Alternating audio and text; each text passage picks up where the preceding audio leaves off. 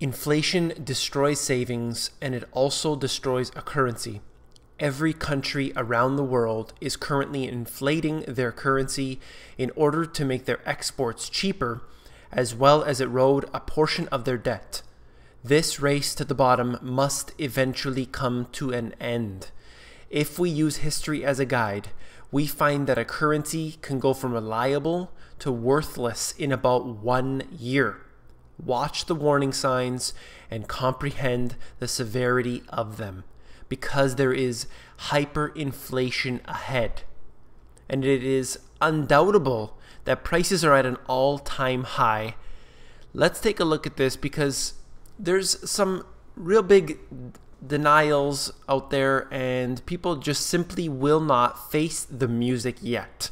Apple soars to record amid optimism about coming products.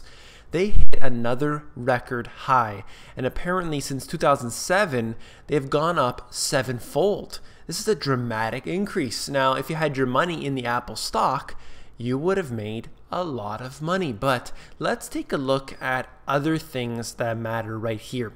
What exactly is making this stock go up in price? The numbers are rising, but is real wealth rising?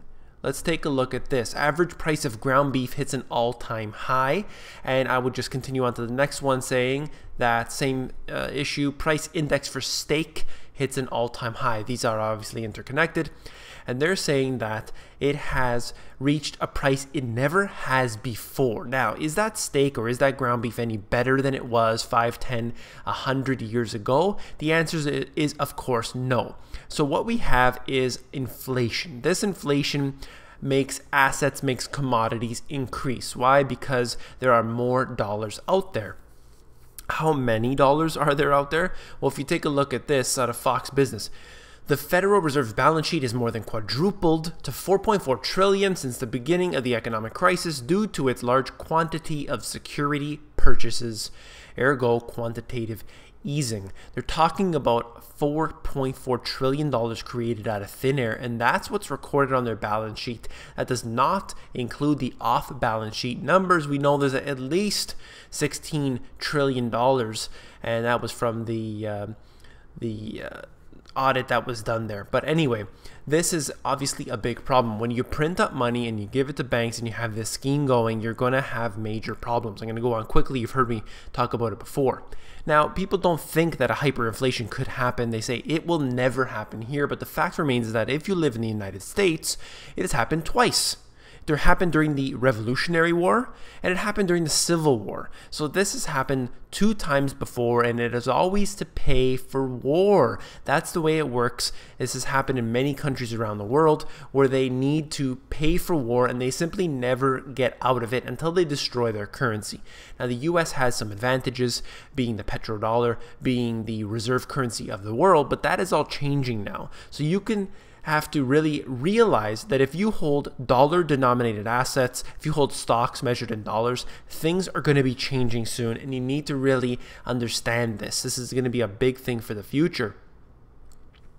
But, you know, inflation can't be that bad because according to the government statistics, US inflation up, but it's only at 1.6%. Now, that doesn't seem very accurate according to what I pay, certainly here in Toronto, and I'm sure the fact remains in the US and many countries around the world for that matter. 1.6%. Now, when they don't include the most necessary things, and when they're allowed to take certain things out, for example, steak hit an all-time high, they're allowed to pull steak out of the calculation, replace it with ground beef. And if ground beef becomes too expensive, they can replace it and they could put Spam if they want in there.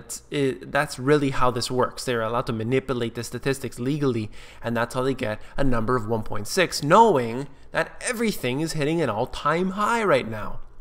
Consumer Price Index, regardless, even let's use their garbage numbers. This is right out of the St. Louis Fed, showing you the stats.